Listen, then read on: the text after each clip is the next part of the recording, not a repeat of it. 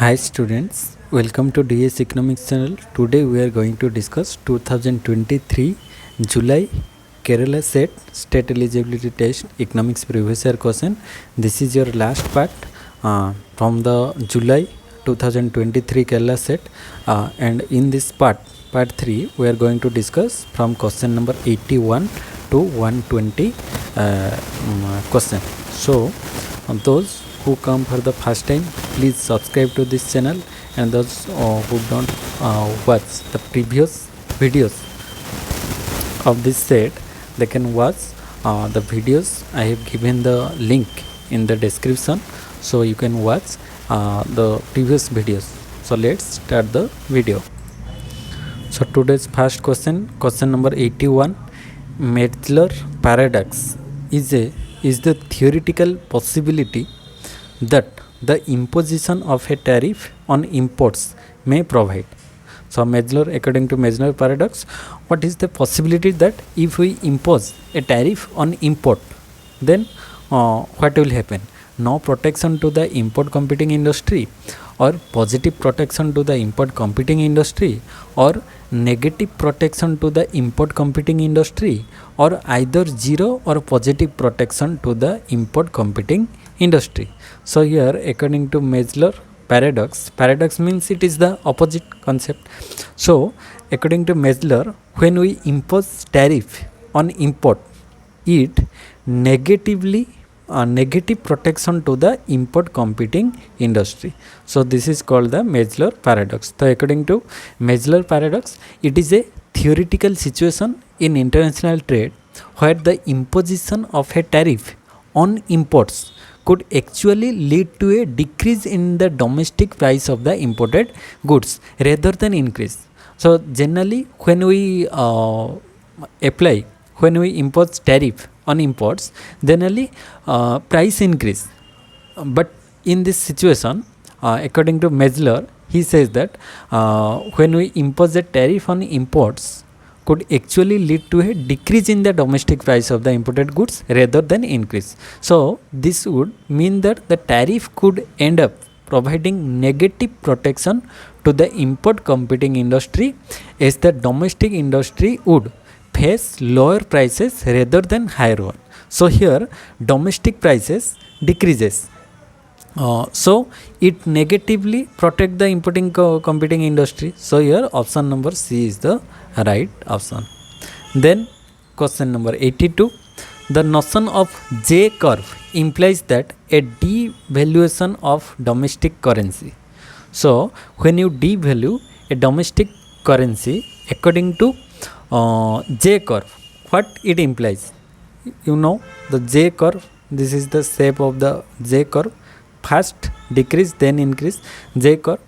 So it improves the country's trade balance at first before worsening, or worsen the country's trade balance at first before improving, or didn't produce any positive or negative effect on the trade balance, or improve the country's trade balance immediately after the devaluation.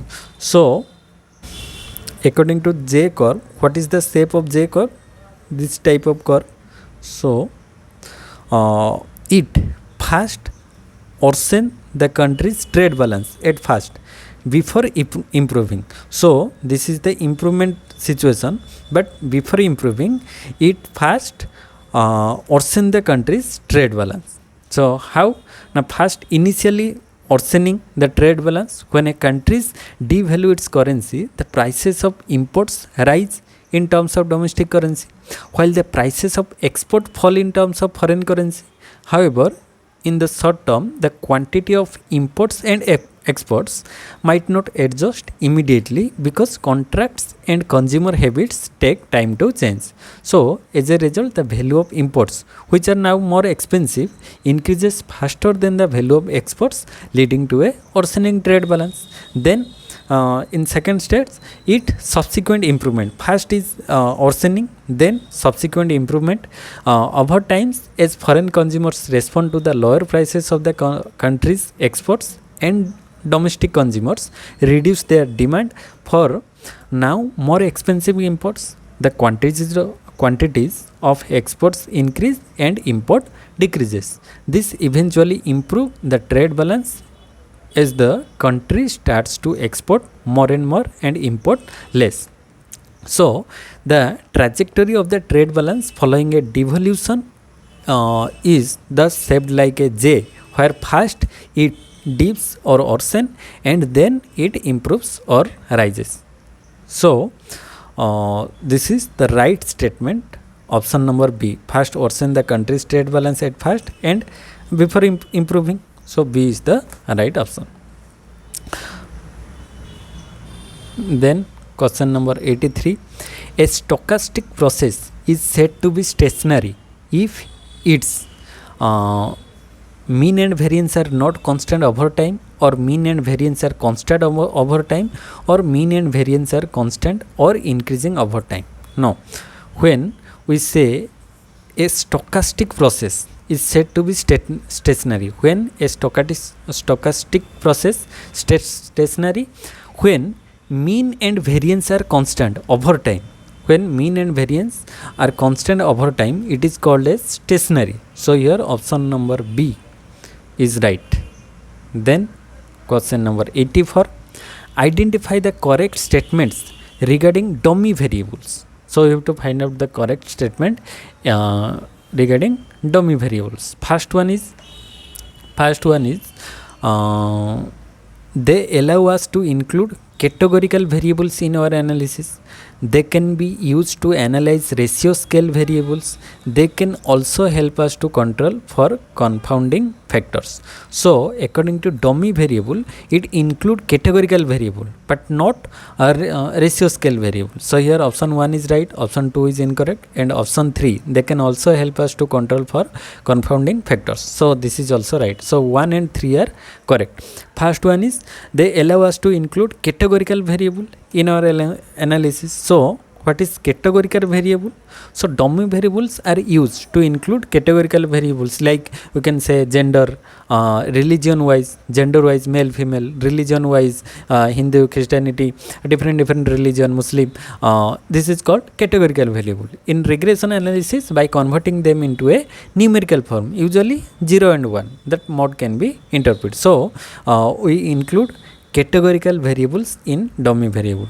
Then second one is they can analyze ratio scale. No, ratio scale variable like we can say income, height are already numerical. So like income of a consumer or height of a person, these are already in numerical form. So they can be directly included in analysis without converting them into dummy variables. So dummy variables are specifically used for categorical variables, not for ratio scale variables. Then third one is they can also help us to control for confounding factors. Yes, dummy variables can be used to control for the effects of categorical confounding factors, like variables that might influence both the independent and dependent variable by including them in the regression model. So here option 1 and 3 are correct. So C is right. Then question number 85.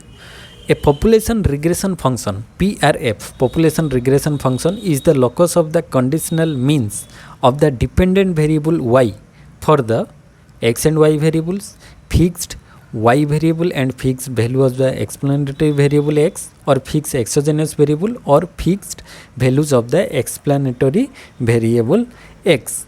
So here a population regression function is the locus of the conditional means of the dependent variable y for the fixed value of the explanatory variable x.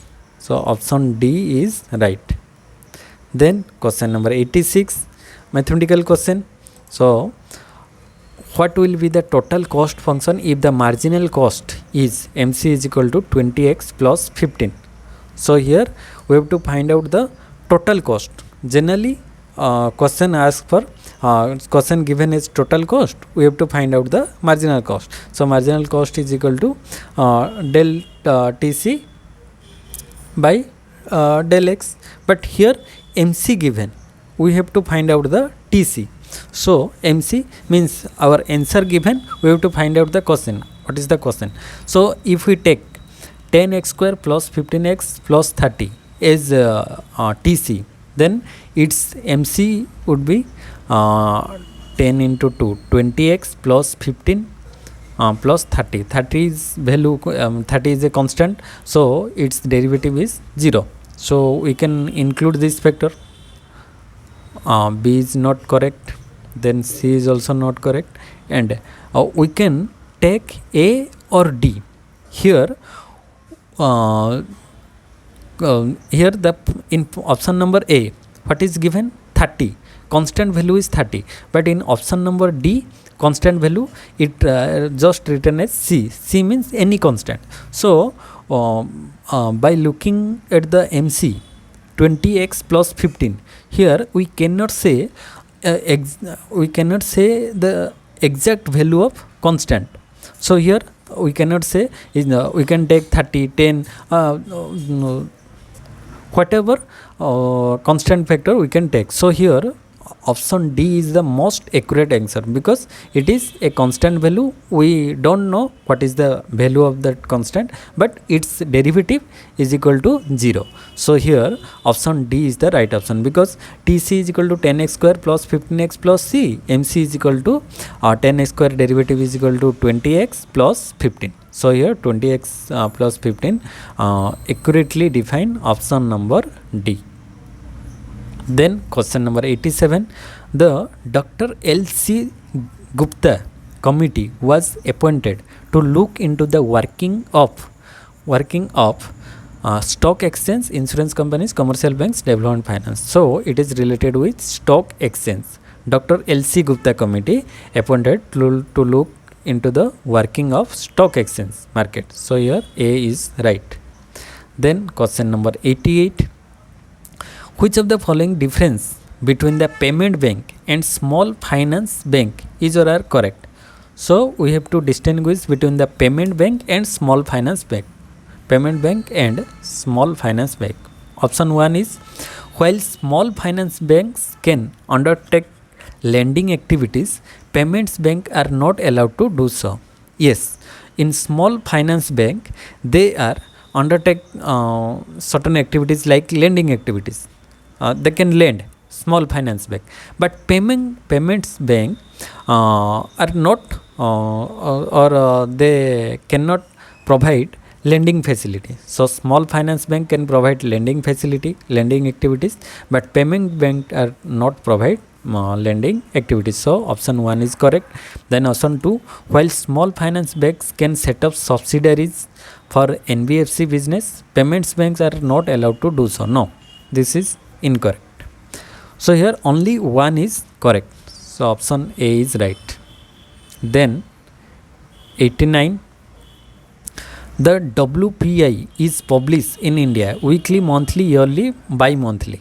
So WPI means wholesale price index, consumer price index, wholesale price index. These are measures or index number. So WPI, wholesale price index, is published in India in how many days? WPI published in India in monthly basis. So WPI published in India according to in monthly basis. So option B is right. Then question number 90, MSF stands for marginal standing facility. So MSF, marginal standing facility. So option C is the right option. MSF, marginal standing facility. RBI's marginal standing facility. Then question number 91, which institution has released operational guidelines of green bonds? RBI, SEBI, Niti Aayog, IRDAI. So which institution has released operational guidelines on green bonds? So green bonds is related with we can say SEBI, Security Exchange Board of India, released green bonds. So we have to know the meaning of green bonds. What is green bonds? Now, green bonds are a type of fixed income financial instrument specifically earmarked to raise money for climate and environmental projects. So these bonds are issued by governments, companies or financial institutions to finance projects that have positive environmental impact, such as renewable energy, energy efficiency, clean transportation, sustainable agriculture, and we can also include waste management. These are the categories. Through categories we can include under green bonds. So it released by SEBI, Security Exchange Board of India. So here B is right. Then question number 92. The name of the international agreement signed in 1987 to ban chlorofluorocarbon (CFC) to ban chlorofluorocarbon gas in 1987, a international agreement signed. What is that agreement? Paris Agreement, Montreal Protocol, Chicago Agreement, or Kyoto Protocol? So here option number B is right, Montreal Protocol. Montreal Protocol. So it is related with the international agreement signed in 1987 to ban chlorofluorocarbon. So this agreement was specifically designed to protect the ozone layer by phasing out the production and consumption of ozone depleting substances including CFC. So in Montreal Protocol, a international agreement signed to protect our ozone layer by reducing the consumption of ozone depleting substances like CFC or chlorofluorocarbon. Then question number 93. So here these are different type of agreement. You have to know the agreement briefly. Then question asked, any type of question asked according to this protocol or agreement. First one is Paris Agreement. This was signed in 2015. Paris Agreement. Its objective was mainly objective for global warming. Adapting to agreement emphasizes reducing greenhouse gas, adapting to impact of climate change, financing climate resilient development. Then second one is Chicago Agreement. Chicago Agreement was signed in 1944. Then it is also signed for the Civil Aviation Organization governing the international air transport industry, including the rights of states and regulation of air travel. Then Kyoto Protocol. This was in 1997. Then its main aim was to international climate policy, although it faced challenges, but mainly international climate facilities. So here each of the agreement play a crucial role in addressing global issues such as environmental protection, climate change, international cooperation, etc. Then next question. The canon of taxation, which is also known as ability to pay principle of taxation, this is related with canon of certainty, canon of economy, canon of convenience, or canon of equity. So ability to pay means rich people give more tax, poor people give less tax in comparison to rich people. This is related with their ability. So the people's ability to pay their tax, it is related with canon of equity. Canon of equity means all the people are the burden of tax are equally divided between rich and poor. So rich burden of tax is high for the rich people and burden of tax is low for the poor people. Then equally distributed burden of tax. So D is the right option. Then question number 94. As per World Happiness Index 2023, the top 5 countries in order. So the sequence of top 5 happiness World Happiness Index, according to World Happiness Index 2023, the 5 countries in order. First one is Finland. So here if we see the sequence, first one is Finland, then Denmark. So here all the options are first one is Finland, then Denmark, then Iceland. So here first Finland, then Denmark, then Iceland, then Israel, then last one is Netherlands. So here option number D is the right sequence. These are the happiest country. First happiest country is Finland, then Denmark, then Iceland, then Israel, and last one is Netherlands. Then question number 95. The market demand curve for a good X is Px is equal to 2000 minus 4Q, and the market supply curve is Px is equal to 300 plus 6Q. The government fixes the price ceiling at INR, Indian National Rupee 500. So what is the equilibrium price and quantity? Equilibrium price and equilibrium quantity before price ceiling. So you have to find out the equilibrium price and equilibrium quantity before price ceiling. So first we know that here Px and Py, markets demand and market supply are given. So in equilibrium, where price of X and price of Y means market demand and market supply, when they intersect each other, this is the equilibrium point. So in equilibrium, market demand is equal to market supply. So we can say Px is equal to Py. This is called Py. Then Px, value of Px is equal to 2000 minus 4Q is equal to 300 plus 6Q. So by solving this equation, we get 2000 minus 300 is equal to 6Q. This is minus, when this goes to right hand side, this sign changes, plus, so 6Q plus 4Q. So here 2000 minus 300 is equal to 1700 is equal to 6 plus 4, 10Q. So here 10Q is equal to 1700, Q is equal to 1700 by 10 is equal to 170. So here Q, quantity is equal to 170 units.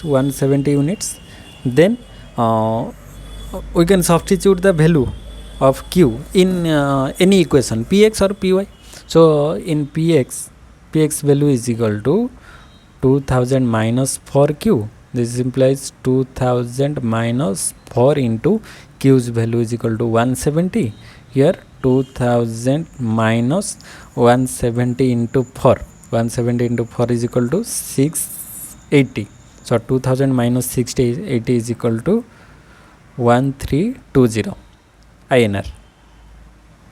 So here first 170 units and rupees is 1320. 170 and 1320. So option number A is the right option for question number 95. 1320 and 170. Then question number 96. Which of the following statements about carbon credit is not true? First one is, a carbon credit is a tradable certificate or permit representing the right to emit a set of amount of carbon dioxide or the equivalent amount of the different greenhouse gases. So this is the limit. Carbon credit means this is the limit, or we can say a set amount of carbon dioxide we can deplete. So this is correct. Then carbon credit and carbon markets are a component of national and international attempts to mitigate the growth in the concentration of greenhouse gases. This is also true. Then 1 carbon credit is equal to 3 ton of carbon dioxide. No. Or in some markets carbon dioxide is equivalent gases. No, this is incorrect. 1 carbon credit is not equal to 3 ton carbon dioxide. Then option D, carbon trading is an application of an emission of trading approach. So this is also correct. So carbon credit means this is the limit. This is the limit for the large industries. So how much amount of pollution they create, or how much amount of carbon dioxide they can create. If they exceed that limit, then they have to fine, or they have to buy the carbon credit. So option A, B and D are correct. Here not a option is option number C. Then question number 97.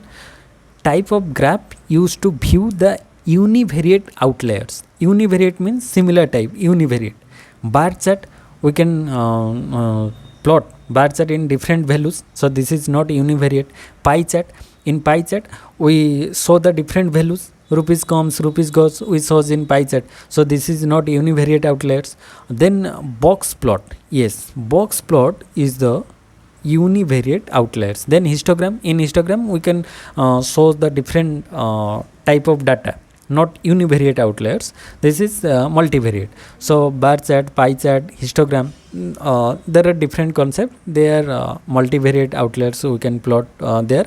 But in box plot, in box plots, similar type of box plot for the univariate. So in box plot, univariate outliers are graph. So option C is right. Then question number 98, the probability of rejecting the null hypothesis that it is true is known as. So rejecting null hypothesis when it is true, true reject, type 1 error, false accept, type 2 error. So type 1 error, this is this question is asked for type 1 error. It is called as confidence level, P level, power of the test, or level of significance. It is called as the level of significance. The probability of the rejecting of null hypothesis that it is true, it is known as level of significance. Then question number 99, autocorrelation in multiple linear regression can be measured using Durbin-Watson, coefficient determinant, principal component, factor analysis. So in autocorrelation in multiple linear regression can be measured using Durbin-Watson statistic. Autocorrelation measured by Durbin-Watson statistics. So A is right. Then question number 100, in multiple linear regression model, the presence of multicollinearity would result in the presence of multicollinearity.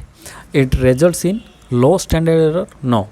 A sharp decline, a sharp decrease in the t value of one variable where another variable is dropped from the model? No. A sharp increase, yes, a sharp increase in the t value for the one variables when another variable is dropped from the model. So in linear regression model, the presence of multicollinearity would result in a sharp increase in the t value variable. How? Now in a multiple linear regression model, multicollinearity, it refers to the situation where two or more independent variables are highly correlated with each other. So when two or more independent variables are highly correlated to each other, it is called as multicollinearity. So this can cause instability in the estimation of regression coefficient because there are two or more independent variables present.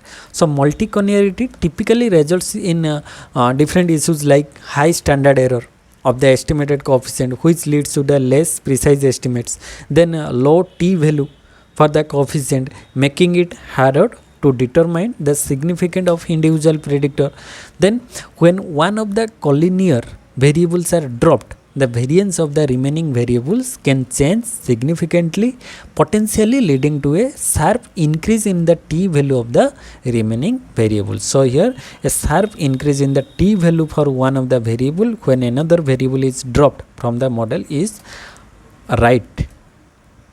Then question number 101, correlation coefficient varies from minus infinite to plus infinite, 0 to 1, minus 1 to 1, or minus 0.5 to 0.5. So correlation coefficient varies from plus 1 to minus 1. So C is the right answer.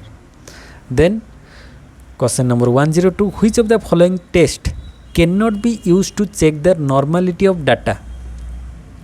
Cannot be used to check the normality of data. First one is Kolmogorov-Simnov KS test. This is used to check normality of data. Then QQ and PP plots. This is also check the normality of data. Then third one is Bruch-Pagan test. No, this is not used for the check of the normality of data. Then histogram, it is also used to check the normality of data. So here option C is right. Then question number 103, the number of independent variable that can vary in an analysis without breaking any constraint.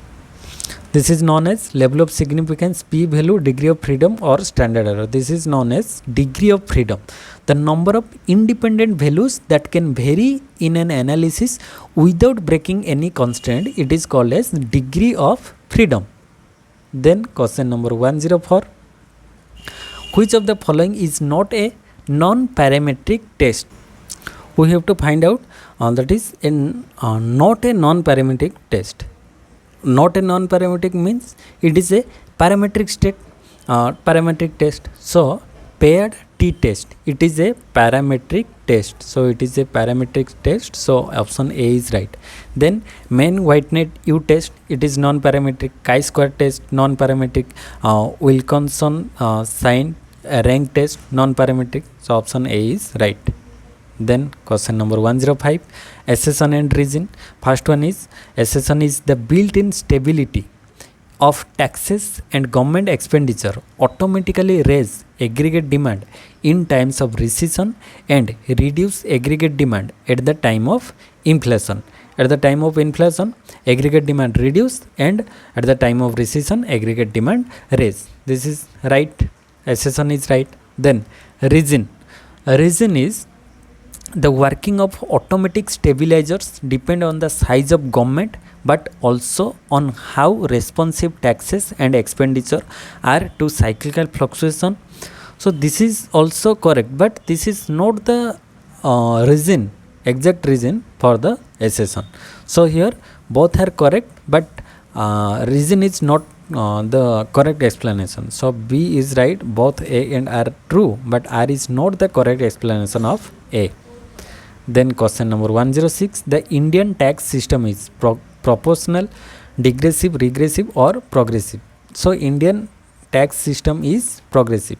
Progressive, higher income, higher tax. So first one is proportional. Proportional means fixed for all the taxpayers. Digressive means opposite.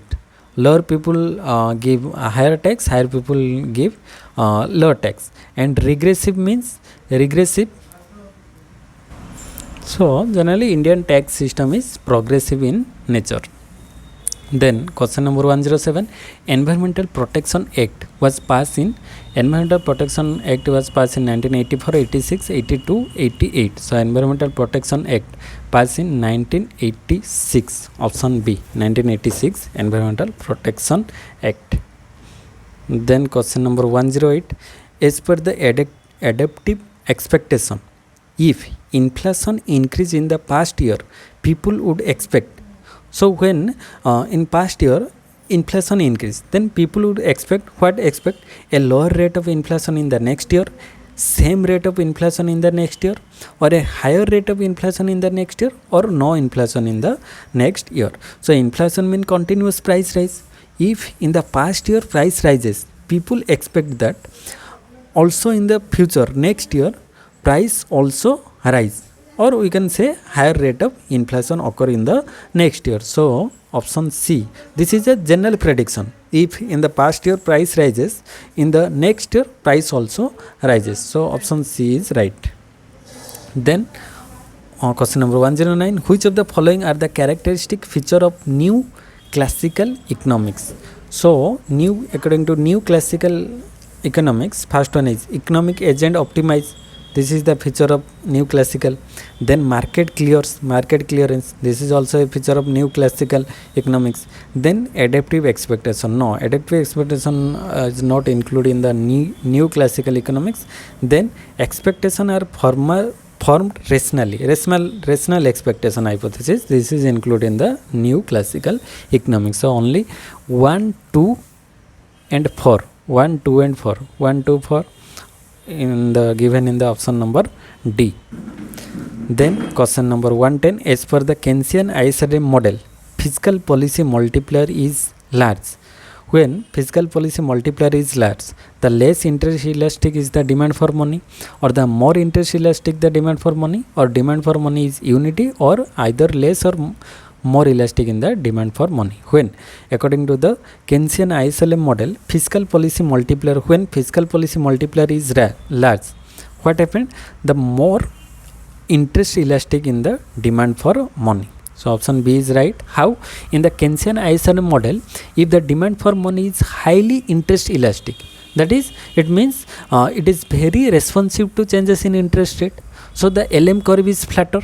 So this allows, so here IS and LM, the LM curve is more flatter. Now LM curve is more flatter than previous. So this allows a fiscal expansion like increased government spending to lead a significant increase in income without causing a large increase in interest rate. As a result, the fiscal multiplier is large because the crowding out effect on the investment due to rising interest rate is minimized. So here option number B is the right. The more interest elastic is the demand for money when the fiscal policy multiplier is large. Then question number 111, the absorption approach to the balance of payment states that a country's balance of trade will only improve if the country's output of goods and services increases by more than its absorption. So where the term absorption means, so what is the term absorption? Absorption means generally in the absorption approach to the balance of payment, absorption it refers to the total expenditure by domestic residents on goods and services, including both consumption and investment. So the balance of trade will only improve if the country's output or income increases by more than its absorption, meaning that the country produce more than it's consumed domestically. So country has to produce more than its consumption. So this leads to a surplus in the balance of trade. So according to the question, where the term absorption means, so absorption means here expenditure by domestic resident on goods and services. So expenditure by domestic resident on goods and services, it is called as absorption. Then question number 112, when the exchange rate changes from $1 is equal to 80 rupees to $1 is equal to 85, rupee appreciate, dollar depreciate, rupee appreciate or dollar appreciate. So here we have to analyze all the option in detail. First one is when $1 is equal to 80 rupees, when $1 is equal to 80 rupees and after exchange rate $1 become 85 rupees. So here the value of dollar remains same, but first in $1 they get only 80 rupees, but in the next exchange rate in $1 they get 85 rupees. So they get the same we can say in $1 they get extra 5 rupees, extra 5 amount of rupees. So here rupees value depreciate because first we get $1 in 80 rupees, but if we in the new exchange rate we got the value of $1 by giving 85 rupees. So our rupees has depreciate and value of dollar has appreciated because first exchange rate they get only 80 rupees, but in second exchange rate they get 85 rupees. So when the exchange rate changes from 1 rupees to 80 to 1 to 85, it means that more rupees are required to purchase $1. So here more rupees are required to purchase $1 of amount. So this indicates that the rupee has depreciated, and simultaneously since the dollar now fetches more rupees, so the dollar has appreciated. So value of dollar appreciated and the value of rupees depreciated. So option 1 and 4 are in the option number D. So D is the right option. Then question number 113, the appropriate expenditure switching policy to correct a surplus in the balance of payments. So what is the appropriate expenditure switching policy to correct a surplus in the balance of payment? It is called as revaluation, devaluation, monetary policy, fiscal policy. It is called as revaluation because we have to correct a surplus in the balance of payment. If we have to correct a deficit in the balance of payment, we use the devaluation process. But here we have to correct a surplus in the balance of payment. So we can take the revaluation process. So what is a revaluation? To correct a surplus in the balance of payment, an appropriate expenditure switching policy would involve making domestic goods less competitive relative to foreign goods, thereby encouraging more import and reducing the surplus. So here we encourage more import and less export. So revaluation of the domestic currency makes foreign goods cheaper for domestic consumers and makes domestic goods more expensive for foreign buyers. So this encourages imports and discourages exports. So here in the process of revaluation, we encourage import rise and export falls. So here in the process of revaluation, this encourages imports and discourages exports, which help to reduce the surplus in the balance of payment. So revaluation is the process in which we increase the import and decrease export. Then surplus balance of payment can be neutral. So this is called as revaluation process. Then question number 114. Match the following list 1 and list 2. Comparative cost advantage given by comparative cost advantage. Last one is David Ricardo. Comparative cost advantage David Ricardo. Theory of opportunity cost Habeler.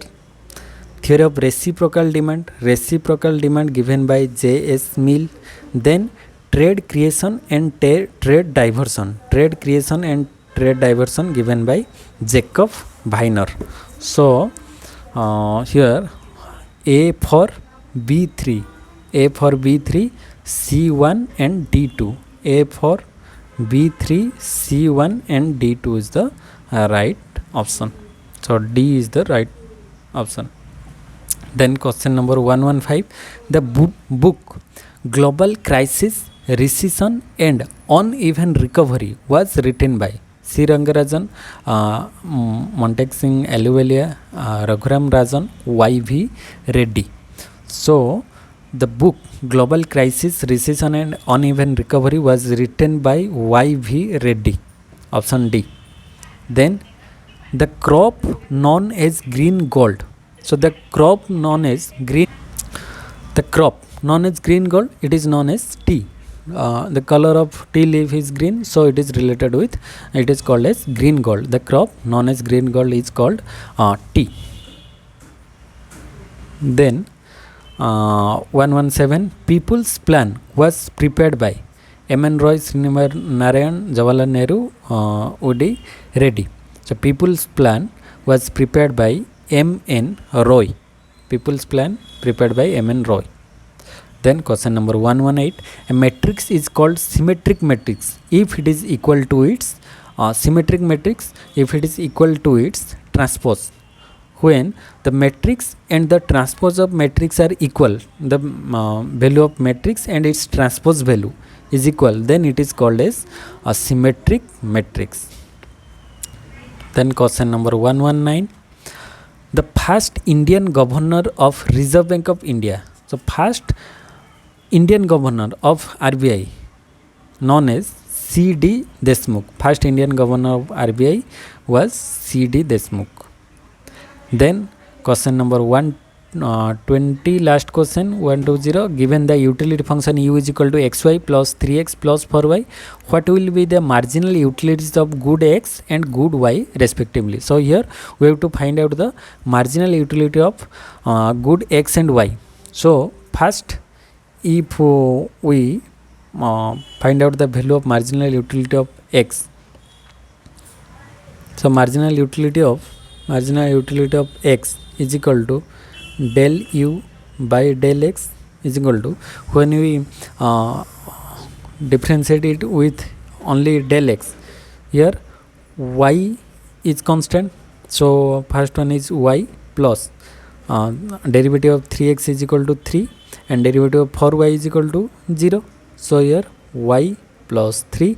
Then when we derive the value of marginal utility of y, so del u by del y is equal to, here x is constant, so x into 1, so x plus 3x value is equal to 0 plus 4y value is derivative is 4, so x plus 4.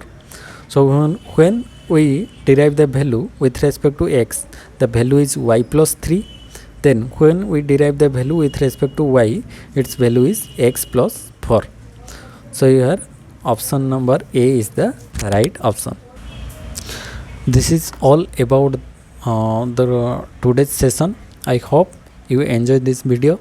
So if you like, please like and share with your friends, and please subscribe to this channel for more such updates.